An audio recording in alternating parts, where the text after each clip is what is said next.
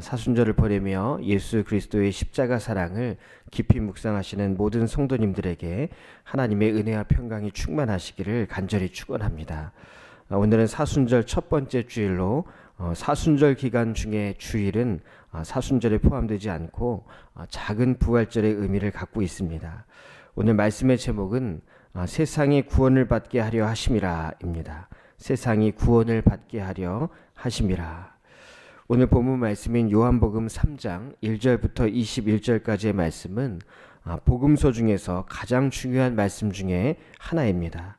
니고데모와 예수님의 대화 속에서 거듭남, 또 영생, 믿음, 진리와 같은 복음의 핵심 메시지가 담겨져 있습니다. 특별히 요한복음 3장 16절은 성경 전체를 대표하는 말씀으로 하나님의 사랑과 구원의 목적을 분명하게 보여주고 있습니다. 하나님이 세상을 이처럼 사랑하사 독생자를 주셨으니 이는 그를 믿는 자마다 멸망하지 않고 영생을 얻게 하려 하심이라. 예수님이 이 땅에 오신 목적은 세상을 향한 하나님의 놀라운 사랑을 드러냄과 동시에 또 세상을 구원하기 위한 것이었습니다. 영국의 신학자 톰 라이트는 십자가를 하늘과 땅 사이에 세워진 더없이 좋은 사다리라고 했습니다. 하늘과 땅 사이에 세워진 더없이 좋은 사다리. 십자가는 하나님과 우리를 끊을 수 없는 사랑으로 강력하게 연결해 준 줄 믿습니다. 십자가를 통해서 우리가 죽음을 향하지 않도록 우리를 끝까지 붙잡고 계신 하나님의 사랑을 발견할 수 있다는 것입니다. 오늘 말씀을 중심으로 하나님께서 예수 그리스도를 이 땅에 보내신 목적을 세 가지로 함께 나누며 기도의 제목을 얻고자 합니다. 첫 번째는 거듭나게 하려 하심입니다. 거듭나게 하려 하심. 본문에는 니고데모라고 하는 유대인의 지도자가 밤에 예수님을 찾아오는 장면으로 시작하고 있습니다. 니고데모는 바리새인이며 또 사내들인 공회원으로 당시 유대 사회에서 존경받는 지식인이었습니다. 그는 다른 사람의 눈을 피해서 오늘 예수님을 찾아왔습니다. 그가 고백하기를 랍비여, 우리가 당신은 하나님께로서 오신 선생인 줄 아나이다. 하나님이 함께 하시지 아니하면 당신의 행하시는 이 표적을 아무라도 할 수 없음이니이다 라고 이야기합니다. 그는 예수님이 행하시는 일을 의아하게 여기고 또 관심 깊게 바라보고 있었습니다. 그리고 예수님의 모습에서 하나님이 보내주신 특별한 분임을 고백하게 됩니다. 하지만 그가 처음 예수님을 만났을 때 예수님의 말씀을 온전히 이해할 수 없었습니다. 하지만 그 중요한 것은 깨달음이 먼저가 아니라는 것입니다. 깨달음은 그 이후에 올 수도 있습니다. 지금 납득이 되지 않더라도 먼저 믿음을 갖는 것이 중요합니다. 세례 요한의 제자들이 처음 예수님을 만났을 때, 또 빌립이, 또 다른 제자들이, 또 나다나엘이 예수님을 만났을 때 깨달음이 있어서 예수님을 따른 것이 아닙니다. 요한복음에서 자주 나오는 말씀은 나중에 예수님께서 하셨던 그 말씀이 무엇인지 제자들이 깨닫게 되었다는 것입니다. 나중에 깨닫게 되었다는 것입니다. 그런 의미에서 니고데모가 예수님을 찾아왔다는 것, 이 만남 자체가 선물이며 하나님이 주신 귀한 기회였다는 것입니다. 우리는 우연이라고 생각되는 만남을 갖게 될 때가 있습니다. 왜 이때 이 사람을 만나게 하셨을까? 왜 이 사람을 통해서 이런 대화를 하게 하셨을까? 모든 만남은 우연이 아니라 다 하나님의 계획 속에 있고, 특별히 우리 주님과의 만남은 하나님의 가장 귀한 선물인 줄 믿습니다. 아마도 이 니고데모는 예수님의 행적을 기이하게 여기던 유대인들을 대표해서 예수님을 찾아온 것으로 보입니다. 랍비여, 우리가 당신은 하나님께로서 오신 선생인 줄 아나이다. 그는 자신의 고백을 예수님께 드린 것이 아니라 여러 사람을 대표해 그들의 입장을 예수님께 전한 것입니다. 그런데 그때 예수님은 진실로 진실로 내게 이르노니, 진실로 진실로 내게 이르노니, 오늘 대화 가운데 계속해서 진실로 진실로 내게 이르노니라는 말이 계속 반복되고 있습니다. 특별히 요한복음 3장 3절 말씀에 진실로 진실로 내게 이르노니 사람이 거듭나지 아니하면 하나님의 나라를 볼 수 없느니라. 그를 진실하게 대해 주시고 거듭남과 하나님의 나라에 대해서 말씀하고 계신 것입니다. 이에 니고데모는 거듭남을 육체적인 출생으로 이해했습니다. 어머니의 뱃속에 들어갔다 다시 태어난 것으로 이해했다는 것입니다. 그의 생각의 한계 속에서 예수님의 말씀을 이해해 보려고 한 것입니다. 하지만 예수님은 물과 성령으로 거듭나는 영적인 변화를 말씀하고 계십니다. 마틴 루터는 거듭남은 인간의 노력으로 되는 것이 아니라 전적으로 하나님의 은혜로 이루어지는 것이라고 했습니다. 또한 성 어거스틴은 하나님의 은혜가 우리의 심령을 변화시키실 때 우리는 비로소 참된 자유와 생명을 얻게 된다라고 이야기했습니다. 니고데모와 같은 종교 지도자에게도 거듭남이 필요했습니다. 형식적인 신앙이 아니라 성령의 역사로 새롭게 변화될 때 참된 자유와 또 생명을 얻게 되기 때문입니다. 니고데모는 자신의 위치에서 진리를 알고자 겸손히 예수님을 찾아왔던 사람입니다. 더 많은 것을 알고 더 많은 것을 이해하고 싶었습니다. 세상의 이치에 따라 적당한 위치를 차지하고 적당히 누리며 사는 것에 만족하지 않았습니다. 그러기에 그는 늦은 밤 예수님을 찾아왔던 것입니다. 영적인 세계를 전혀 이해하지 못하는 그에게 예수님은 계속해서 거듭남의 필요성과 또 하늘의 진리 그리고 성령에 대해서 말씀해 주십니다. 훗날 니고데모는 산헤드린 공회원들이 예수님에 대한 토론을 벌였을 때 예수님에 대한 공정한 발언을 통해서 공회원들과 논쟁을 벌였습니다. 이는 그가 예수님과 대화 후에 진리에 대한 깨달음과 또 예수님에 대한 믿음을 갖게 되었다는 것을 의미합니다. 또한 그는 예수님이 돌아가신 후에 아리마대 사람 요셉을 도와서 모략과 침향을 섞은 것을 갖고 와서 예수님의 장례를 도왔던 사람입니다. 예수님은 우리가 도덕적이고 바른 삶, 다른 사람들에게 존경받는 삶 정도로 만족하는 것이 아니라 정말 거듭난 삶, 성령으로 해서 참된 깨달음과 자유함을 누리는 복된 삶을 살아가기를 원하십니다. 니고데모가 영적인 갈급함을 갖고 예수님을 찾아왔듯이 우리 또한 언제나 주님을 찾으며 거듭난 삶, 하나님의 풍성한 은혜 가운데 거하는 우리 모두가 되어야 할 줄로 믿습니다. 두 번째는 영생을 얻게 하려 하심입니다. 영생을 얻게 하려 하심입니다. 하나님께서 독생자를 보내신 목적은 세상을 심판하려 하심이 아니라 우리에게 구원과 또 영생을 주시기 위한 것입니다. 요한복음 3장 17절에 이렇게 기록되어 있습니다. 하나님이 그 아들을 세상에 보내신 것은 세상을 심판하려 하심이 아니요 그로 말미암아 세상이 구원을 받게 하려 하심이라. 그로 말미암아 세상이 구원을 받게 하려 하심이라. 우리는 죄로 인해서 심판받아야 할 마땅한 존재지만 예수님을 믿는 자는 멸망하지 않고 구원과 또 영생을 얻게 됩니다. 여기서 말하는 영생은 단순히 죽음 이후의 생명을 말하는 것이 아닙니다. 지금 이 순간부터 하나님과 동행하는 새로운 삶을 의미하는 것입니다.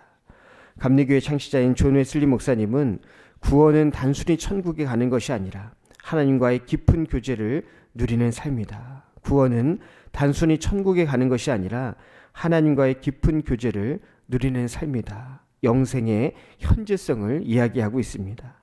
지금 천국의 삶을 누리는 것.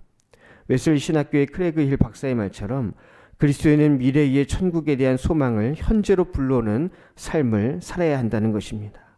희망의 신학자의 몰트만 박사 역시 영생은 현재와 미래를 아우르는 하나님의 생명에 참여하는 것, 영생은 현재와 미래를 아우르는 하나님의 생명에 참여하는 것이라고 이야기했습니다. 이것이 바로 하나님의 가장 큰 선물인 줄 믿습니다.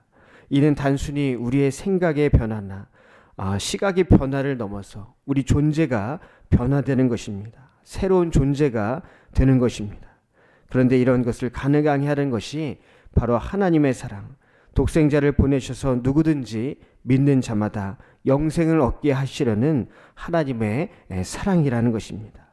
그 하나님의 사랑, 이 모두에게 허락된 하나님의 사랑을 받아들일 것인가 아니면 거부할 것인가, 그리고 당장 구원의 삶, 영생의 삶을 살기로 선택할 것인가 아니면 여전히 충족되지 않는 갈급함 가운데 인생의 의문을 품고 살아갈 것인가. 오늘 18절 말씀에 저를 믿는 자는 심판을 받지 아니하는 것이요 믿지 아니하는 자는 하나님의 독생자의 이름을 믿지 아니하므로 벌써 심판을 받은 것이니라. 이 말씀은 시간의 한계성을 넘어 태초 이전부터 계셨던 주님의 모습을 보여주는 말씀입니다. 믿는 자는 미래의 심판을 받지 않습니다. 믿는 자는 미래의 심판을 받지 않습니다. 믿지 않는 자는 미래의 심판을 이미 받게 됩니다. 믿지 않는 자는 미래의 심판을 이미 받게 됩니다. 믿음이 우리의 현실과 미래에 영향을 미친다는 것입니다. 믿는 자는 현재나 미래나 하나님의 은혜 가운데 있습니다. 이것이 곧 영생의 삶입니다. 하지만 믿지 않는 자는 현재나 미래나 스스로 심판 가운데 있습니다. 불안한 삶, 만족하지 못하는 삶을 살아갈 수밖에 없는 것입니다.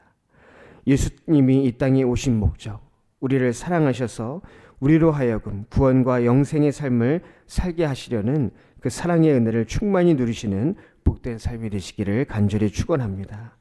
세 번째는 진리로 쫓는 자로 살게 하려 하심입니다. 진리를 쫓는 자로 살게 하려 하심.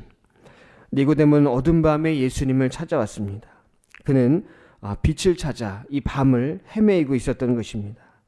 예수님은 19절 말씀에서 그 정죄는 이것이니 곧 빛이 세상에 왔으되 사람들이 자기 행위가 악함으로 빛보다 어두움을 더 사랑한 것이니라.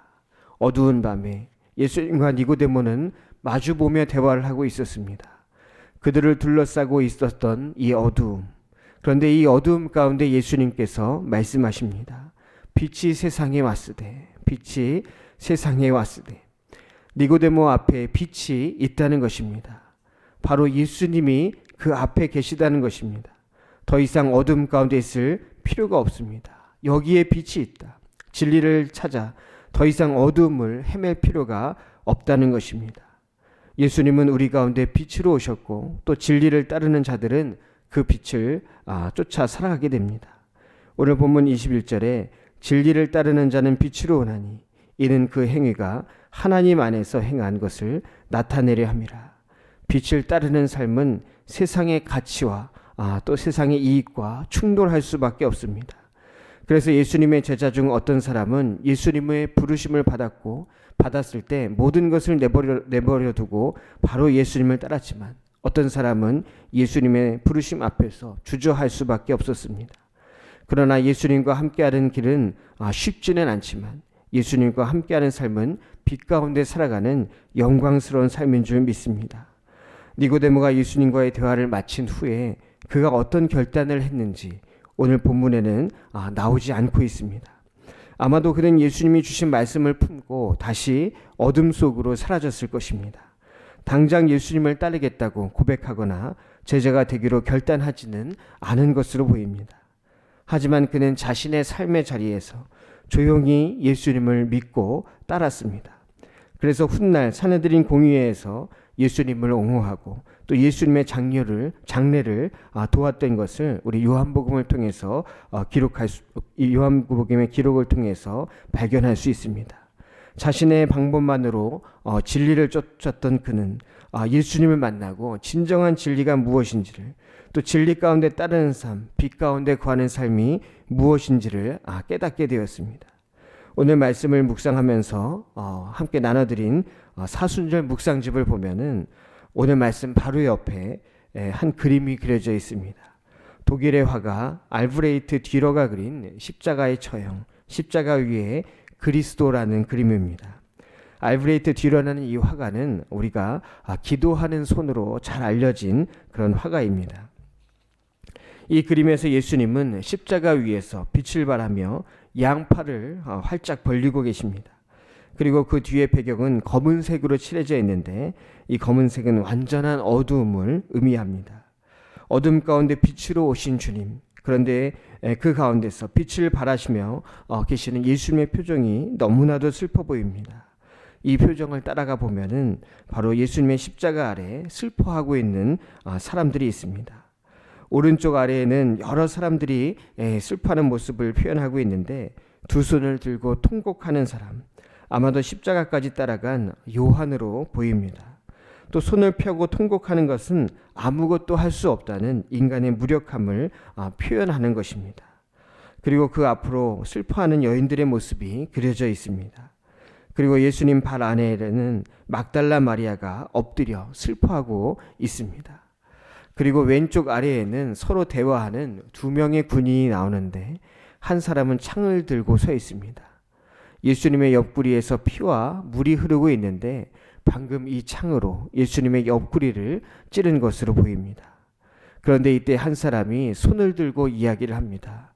동료 군인으로 보이는데 요한복음 19장 35절에 그 내용이 기록되어 있습니다. 이를 본 자가 증거하였나니 그 증거가 참이라. 저가 자기의 말하는 것이 참인 줄 알고 너희로 믿게 하려 함이니라. 이 사람은 예수님을 가리키며 세 손가락을 펴고 있습니다. 세 손가락은 성부, 성자, 성령, 삼위일체 하나님을 의미합니다. 그리고 옆 사람과 대화하는 모습을 통해서 예수님이 진짜 하나님의 아들임을, 그러므로 그를 믿고 따라야 한다는 것을 말하고 있는 것입니다. 그리고 십자가 아래의 해골은 죽음을 상징하는 이미지인데 인간의 유한성과 또 죽음을 의미합니다. 십자가는 죽음을 정복하신 예수 그리스도의 희생이 죽음에 대한 승리와 영원한 생명을 의미한다는 것을 이야기하고 있는 것입니다. 이 뒤로의 그림이 주는 메시지는 명확합니다. 예수님의 십자가는 심판이 아니라 구원을 위한 것이며 그분을 따라갈 때 우리는 빛 대신 예수 그리스도, 그 진리를 따라가는 참된 생명을 얻게 된다는 것입니다. 오늘 말씀을 통해서 우리는 하나님께서 예수 그리스도를 이 땅에 보내신 목적을 다시 한번 확인할 수 있습니다. 첫 번째는 거듭남, 우리는 성령으로 새롭게 변화되어야 한다는 것입니다. 두 번째는 영생, 우리는 하나님의 은혜로 멸망에서 구원받고 새로운 삶을 살아야 하는 것입니다. 세 번째는 진리를 쫓음, 우리는 예수님의 빛을 따라 하나님의 뜻대로 살아가야 하는 것입니다. 니고데모는 처음에는 예수님의 말씀을 이해하지 못했지만 결국은 변화되어 예수님의 장례를 준비하는 자가 되었습니다. 우리도 형식적인 신앙을 벗어나 예수님을 따르는 복된 삶을 살아야 할 줄로 믿습니다. 예수님은 오늘도 우리를 부르고 계십니다. 십자가를 바라보며 그 사랑 안에서 새롭게 변화되고 영생을 누리며 또 진리를 따라 살아가는 복된 삶이 되시기를 간절히 축원합니다. 기도하겠습니다. 사랑의 주님, 감사를 드립니다. 오늘도 말씀과 기도로 하루를 시작하오니 더욱 주님만을 바라보는 복된 하루가 되게 하여 주시옵소서. 우리를 사랑하셔서 독생자 예수 그리스도를 보내주신 하나님 아버지, 우리가 성령으로 거듭나게 하시며 구원과 영생의 은혜를 누리게 하시고 언제나 우리에게 빛 되신 주님, 진리 되신 주님을 따라 변화된 인생을 살아가게 하여 주시옵소서. 오늘 이 시간 간절한 소원들과 함께 드린 귀한 예물이 있습니다. 이 예물 위에 하늘에 속한 신령한 복과 땅에 속한 기름진 축복이 있게 하여 주옵시고 하나님의 선하신 뜻 가운데 모든 기도의 제목이 응답되게 하여 주시옵소서. 기도로 하루를 시작하오니 성령님께서 동행해 주시는 복된 주일이 될 줄 믿사오며 살아계신 우리 주 예수 그리스도의 이름으로 간절히 기도하옵나이다. 아멘. 이 시간 함께 기도